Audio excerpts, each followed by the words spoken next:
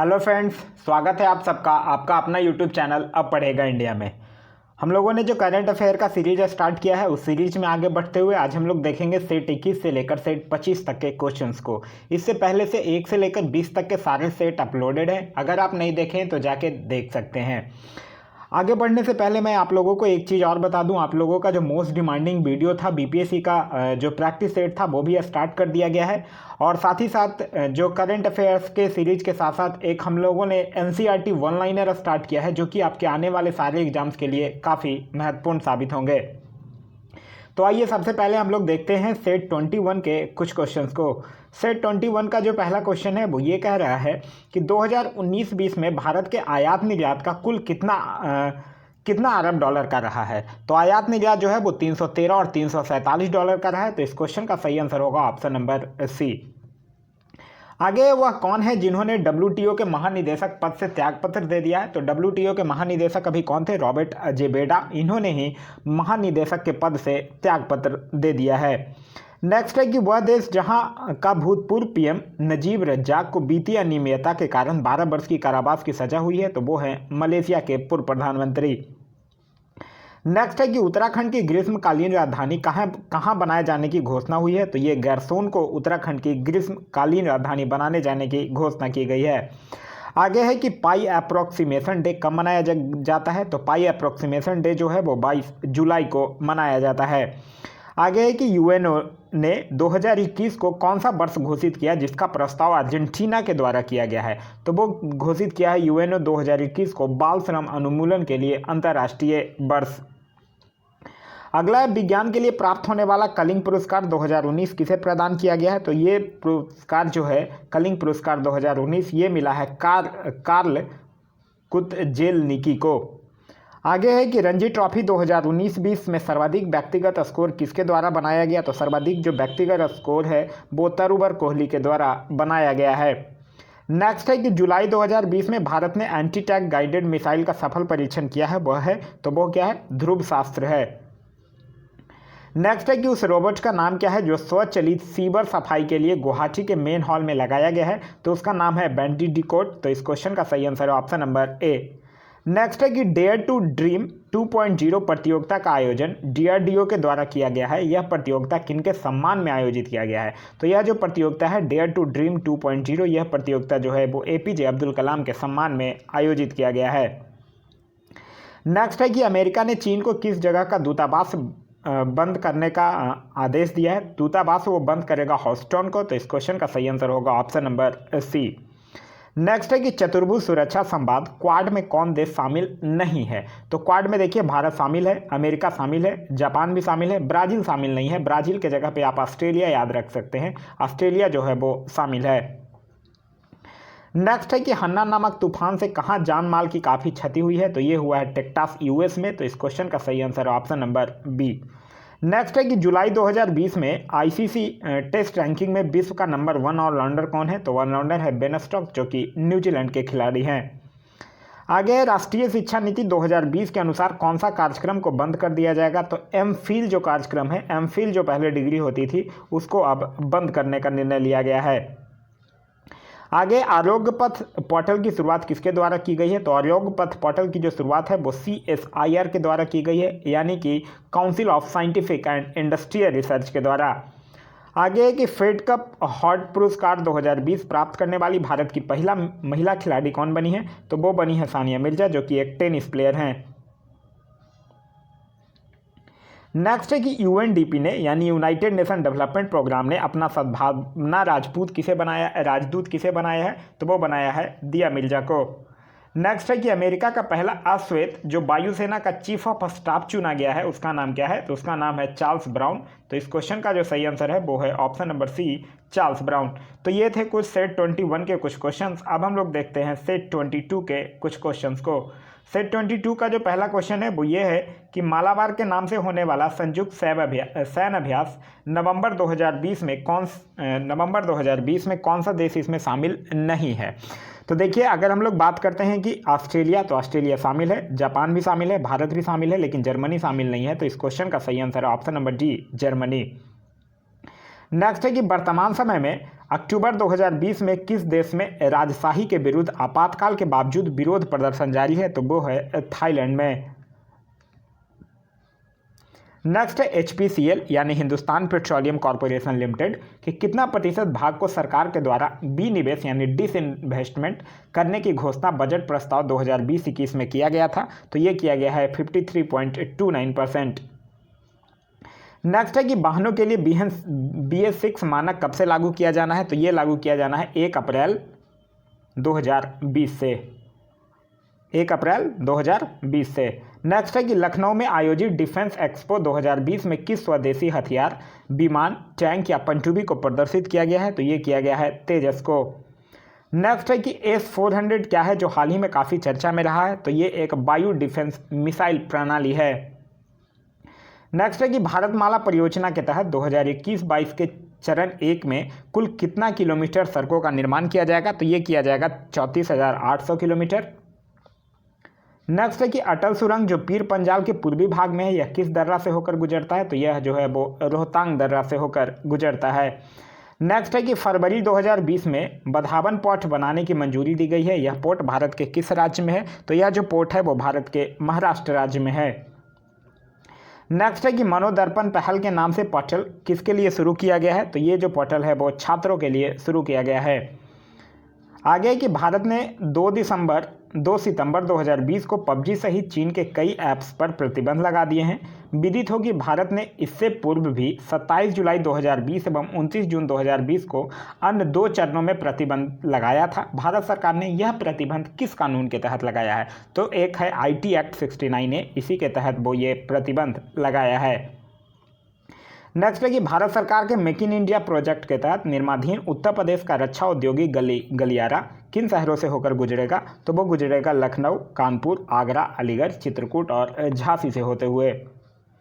Next है कि Hagia Sophia museum कहाँ है जो जुलाई 2020 से चर्चा में रहा है? तो ये इस्तांबुल में है। इस्तांबुल जो है वो एक तुर्की का एक शहर है। नेक्स्ट है कि मेड्राराम जतारा महोत्सव किस राज्य के जनजाति का महोत्सव है जो एशिया के सबसे बड़ी आदिवासी त्यौहार है? कहाँ आयोजित होता है? तो यह आयोजित होता है तेलंगाना में। तो इस क्वेश्चन का सही answer option number A. Next है कि किसे GI टैग प्राप्त हुआ है? तो GI टैग नुआखाई जुहार को नहीं, कंधेमाल हल्दी को प्राप्त हुआ है जो कि कहाँ का है? उड़ीसा का है। नेक्स्ट है कि चक्रवात निसर्ग का नामकरण किस देश के द्वारा किया गया है? तो चक्रवात जो निसर्ग का नामकरण है वो बांग्लादेश के द्वारा किया गया है और निसर्ग का मतलब होता है ब्रह्मांड। नेक्स्ट है कि ट्रांसपेरेंसी इंटरनेशनल के द्वारा जारी भ्रष्टाचार सूचकांक 2020 में भारत का स्थान रहा है। तो भारत का स्थान रहा है 80। नेक्स्ट है कि वैश्विक वायु गुणवत्ता रिपोर्ट के आधार पर विश्व का सबसे प्रदूषित देश कौन है? तो विश्व का जो सबसे प्रदूषित देश है वो है बांग्लादेश।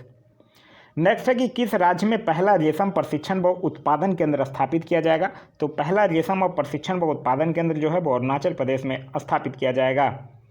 नेक्स्ट है कि खेलो इंडिया गेम्स 2021 की मेजबानी करेगा। तो खेलो इंडिया गेम्स जो है वो हरियाणा के पंचकुला में होगा। तो इसकी मेजबानी कौन करेगा? हरियाणा। तो इस क्वेश्चन का सही आंसर है ऑप्शन नंबर बी। तो ये थे कुछ सेट 22 के कुछ क्वेश्चन। अब हम लोग देखते हैं सेट 23 के कुछ क्वेश्चन को। सेट 23 का जो पहला क्वेश्चन है वो ये कह रहा है कि द बैटल ऑफ बिलोंगिंग पुस्तक के लेखक कौन है? ये ऑप्शन में देखिए गलत दे रखा है। द बैटल ऑफ बिलोंगिंग पुस्तक के लेखक का नाम है शशि थरूर। नेक्स्ट हमारा कि विश्व के कुल निर्यात में भारत का हिस्सा 2019-20 में कितना रहा है? तो रहा है 1.7%।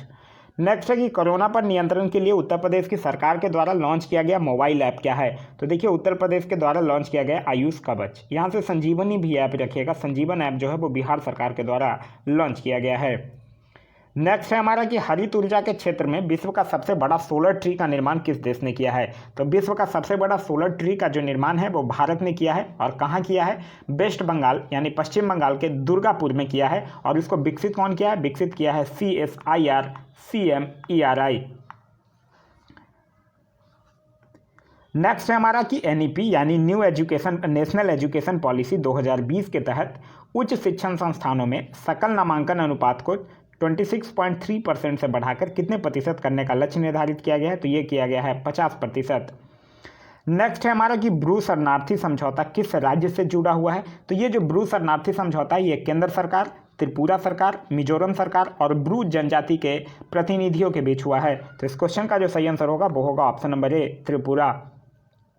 नेक्स्ट है कि सतत विकास सूचकांक जो नीति आयोग के द्वारा जारी किया जाता है, इसमें प्रथम स्थान पर किस राज्य को प्राप्त है? तो देखिए प्रथम स्थान जो है वो केरल को प्राप्त है। यहाँ ऑप्शन गलत दिया हुआ है। प्रथम स्थान जो है वो सिर्फ और सिर्फ केरल को प्राप्त हुआ है। केरल जो था वो 70 अंकों के साथ पहले स्थान पर रहा है और दूसरे नंबर पर हिमाचल प्रदेश रहा है 69 अंकों के साथ, और फिर तीसरे स्थान पर 3 राज्य रहा है जिसका कि पॉइंट था 67 पॉइंट के साथ रहा है आंध्र प्रदेश, तमिलनाडु और तेलंगाना जो है वो तीसरे स्थान पर रहा है। अगर सबसे नीचे की बात करते हैं तो 50 अंकों के साथ बिहार जो है वो नीचे से पहले स्थान पर है।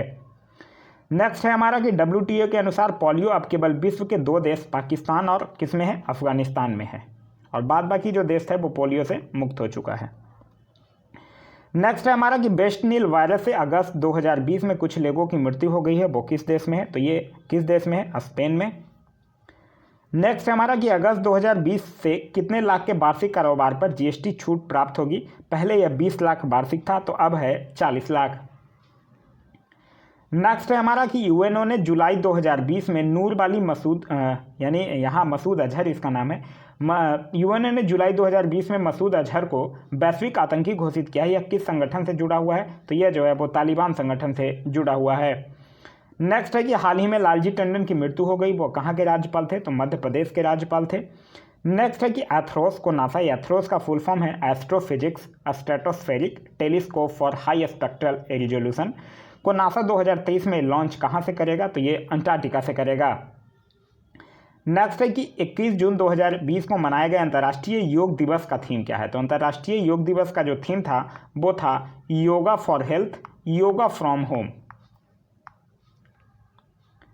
नेक्स्ट है कि गरीब कल्याण रोजगार अभियान के तहत, यहाँ भी 62 गलत लिखा हुआ है, यहाँ 6 होगा। अभियान भारत के 6 राज्यों में लागू किया गया है जिसमें शामिल नहीं है। तो देखिए 116 डिस्ट्रिक्ट, मतलब 6 राज्यों के 116 डिस्ट्रिक्ट में लागू किया गया है। और वो 6 राज्य कौन कौन है? वो 6 राज्य है बिहार, उत्तर प्रदेश, राजस्थान, मध्य प्रदेश, उड़ीसा और झारखंड। उसमें छत्तीसगढ़ शामिल नहीं है। तो इस क्वेश्चन का सही आंसर है option number D, Chhattisgarh. Next हमारा कि किस संविधान संशोधन के द्वारा आंग्ल भारतीय को लोकसभा एवं विधानसभा में मनोनयन को समाप्त कर दिया गया है? तो ये किया गया है 104 संविधान संशोधन के द्वारा। नेक्स्ट है हमारा कि कहाँ के राज्यपाल या LG को वर्तमान समय में कैग नियुक्त किया गया है? तो कंट्रोलर एंड ऑडिटर जनरल नियुक्त किया गया है जम्मू कश्मीर के जो पहले उपराज्यपाल थे जिनका नाम था गिरीश चंद्र मुर्मू। तो इस क्वेश्चन का सही आंसर ऑप्शन नंबर बी। अब जम्मू कश्मीर के नए राज्यपाल बन गए हैं मनोज सिन्हा। नेक्स्ट है हमारा कि राजीव गांधी खेल रत्न 2020 से सम्मानित थंगावेलु, जिनका अगर हम लोग नाम देखते हैं तो उनका पूरा नाम है मरियप्पन थंगावेलु, जो कि एक पैरा ओलंपिक स्वर्ण पदक विजेता हैं। किस खेल से संबंधित है? तो पैरा ओलंपिक यानी एथलीट से। तो इस क्वेश्चन का सही आंसर होगा ऑप्शन नंबर डी। नेक्स्ट है हमारा कि RBI के पूर्व गवर्नर उर्जित पटेल के द्वारा लिखी गई पुस्तक निम्न में से कौन से है? तो उर्जित पटेल के द्वारा जो लिखी गई पुस्तक है वो है ओवरड्राफ्ट। नेक्स्ट है कि सुमन योजना का संबंध किससे है? तो देखिए सुमन योजना की अगर हम लोग बात करते हैं तो सुमन योजना का फुल फॉर्म है सुरक्षित मातृत्व आश्वासन स्कीम। ठीक है, सुरक्षित मातृत्व आश्वासन स्कीम इसका फुल फॉर्म है, और इसका जो संबंध है वो है सुरक्षित मातृत्व से। तो ये थे कुछ सेट 23 के कुछ क्वेश्चंस। अब हम लोग देखते हैं सेट 24 के कुछ क्वेश्चंस को। सेट 24 का जो पहला क्वेश्चन है वो ये कह रहा है कि सेवा क्षेत्र में कारोबार विविधता लाने के लिए सरकार के द्वारा कितने प्रमुख सेवाओं को प्राथमिकता दिए जाने का लक्ष्य निर्धारित किया गया है? तो ये किया गया है 12। तो इस क्वेश्चन का सही answer option number C. Next है कि राइट लाइवलीहुड पुरस्कार 2019 किसे प्राप्त हुआ है? तो राइट लाइवलीहुड पुरस्कार 2019 जो है वो ग्रेटा थनबर्ग को मिला है। नेक्स्ट है कि कोविड-19 से संबंधित ऐप में से कौन बेमेल है? तो ऑपरेशन शील्ड दिल्ली सरकार सही है, ब्रेक द चैन केरल सरकार के द्वारा सही है, नाडी ऐप पुडुचेरी के द्वारा सही है, प्रज्ञाम ऐप इसका नाम है प्रज्ञाम ऐप, इसका नाम है हाँ प्रज्ञाम ऐप जो है ये जो है वो झारखंड सरकार के द्वारा लॉन्च किया गया है, ना कि उड़ीसा सरकार के द्वारा। तो इस क्वेश्चन का जो सही आंसर होगा वो होगा ऑप्शन नंबर डी। नेक्स्ट हमारा कि चिनाब नदी पर बन रहा विश्व का सबसे ऊंचा रेलवे पुल की ऊंचाई होगी? तो इसका ये जो नदी तल से ऊंचाई इसका जो है वो 360 मीटर के आसपास है, मतलब 359। तो इस क्वेश्चन का सही आंसर है ऑप्शन नंबर ए। नेक्स्ट है कि सतत विकास तथ्यों से संबंधित सूचकांक में भारत का स्थान 2018 में 115 था, जबकि 2019 में 114 है। नेक्स्ट है कि कृषक जीवन कल्याण योजना के तहत किसान की मृत्यु होने पर 1 लाख रुपए की आर्थिक सहायता योजना किस राज्य की सरकार देगी? तो ये देगी मध्य प्रदेश की सरकार।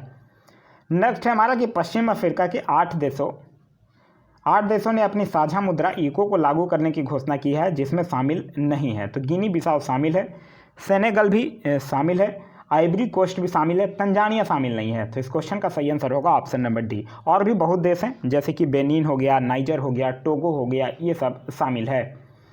नेक्स्ट है हमारा कि राइस एटीएम उपलब्ध कराने वाला देश है जिसके तहत स्वचालित मशीन से 1.5 किलोग्राम चावल निकाला जा सकता है। तो वो जो देश है वो है वियतनाम।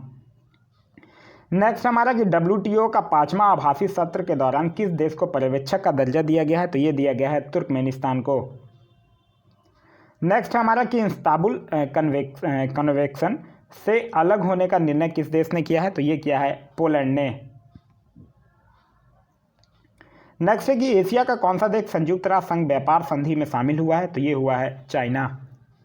नेक्स्ट है कि जनवरी में आयोजित रायसीना डायलॉग का थीम क्या था? तो रायसीना डायलॉग का जो थीम था वो था navigating the alpha century. Next है कि पीसी महालनोबिस पुरस्कार 2020 किसे प्राप्त हुआ है? तो ये हुआ है सी रंगराजन, जिनका नाम है चक्रवर्ती रंगराजन। नेक्स्ट हमारा कि फ्रेंच ओपन 2020 का विजेता राफेल नडाल का यह कौन सा ग्रैंड स्लैम खिताब है? तो ये 20वां ग्रैंड स्लैम खिताब है।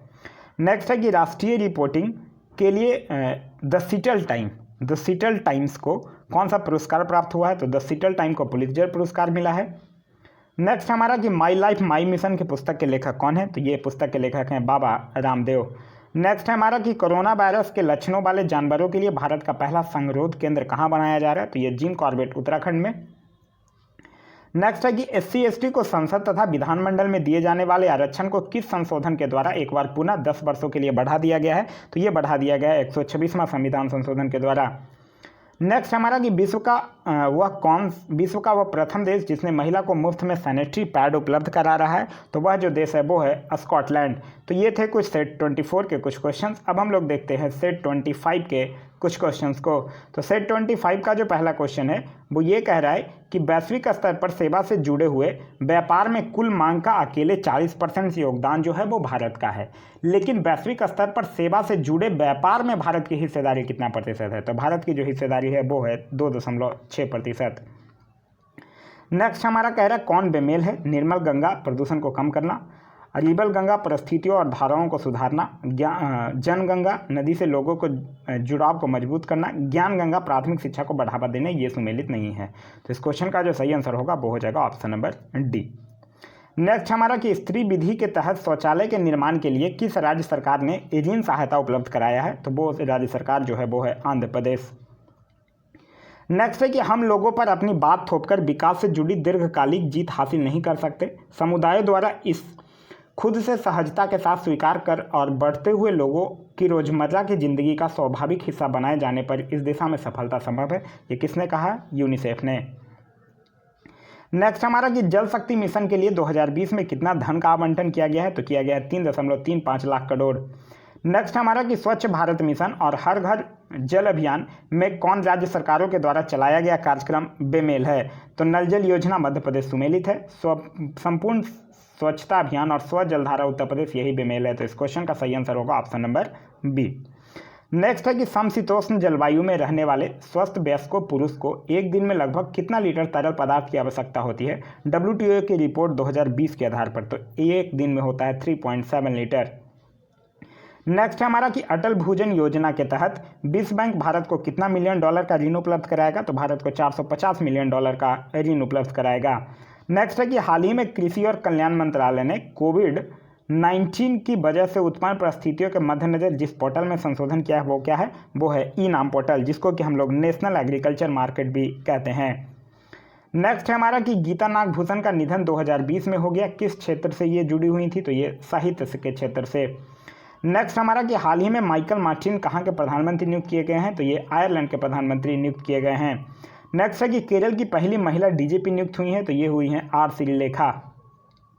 नेक्स्ट है कि मुख्यमंत्री मातृ पुष्टि उपहार योजना किस राज्य का है? तो ये है त्रिपुरा का। नेक्स्ट है कि विजडन पत्रिका ने किसे अग्रणी पुरुष क्रिकेटर के रूप में 2020 में नामित किया है, तो वो जो बेन स्टोक्स न्यूजीलैंड के हैं उन्होंने किया है। तो इस क्वेश्चन का सही answer option number A. Next है कि तीसरे वैश्विक आलू सम्मेलन का आयोजन कहाँ हुआ है, तो ये हुआ है गुजरात में। नेक्स्ट है कि भारतीय रेलवे का प्रथम अवशिष्ट ऊर्जा संयंत्र कहाँ स्थापित किया जाएगा, तो ये किया जाएगा भुवनेश्वर में। नेक्स्ट है कि चीन के कुल कितने ऐप पर जून 2020 में, यहाँ देखिए क्वेश्चन ध्यान से पढ़िएगा, क्वेश्चन कह रहा है चीन के कुल कितने ऐप पर जून 2020 में भारत सरकार ने प्रतिबंध लगाया, तो जून 2020 में 59 ऐप पर। नेक्स्ट है कि क्यूएस वर्ल्ड रैंकिंग 2020-21 में वर्ल्ड यूनिवर्सिटी की रैंकिंग में शीर्ष 200 में भारत के 3 विश्वविद्यालय शामिल हैं, जिसमें कौन नहीं है ये पूछ रहा है। तो देखिए आईआईटी बॉम्बे है, आईआईएससी बेंगलोर भी, आईआईटी दिल्ली भी, आईआईटी मद्रास नहीं है। तो इस क्वेश्चन का जो सही आंसर होगा वो होगा ऑप्शन नंबर सी। नेक्स्ट है कि यूएनओ के 75वें सत्र के अध्यक्ष कौन चुने गए हैं, तो वो हैं वोल्कन बोजकीर। नेक्स्ट है हमारा कि रनीम अनी बलीली जून 2020 में खेल से संन्यास ले ली हैं, वो किस खेल से संबंधित, ये महिला प्लेयर हैं, तो ये और जो कि स्क्वैश खेलती हैं। तो इस क्वेश्चन का जो सही आंसर है वो है option number A squash. Clear है। तो ये था हमारा आज का वीडियो। आज का वीडियो आप लोगों को कैसा लगा कमेंट करके ज़रूर बताइएगा। साथ ही साथ अगर इस वीडियो से कुछ सीखने के लिए मिला तो एक लाइक ज़रूर कर दीजिएगा। Thanks for watching.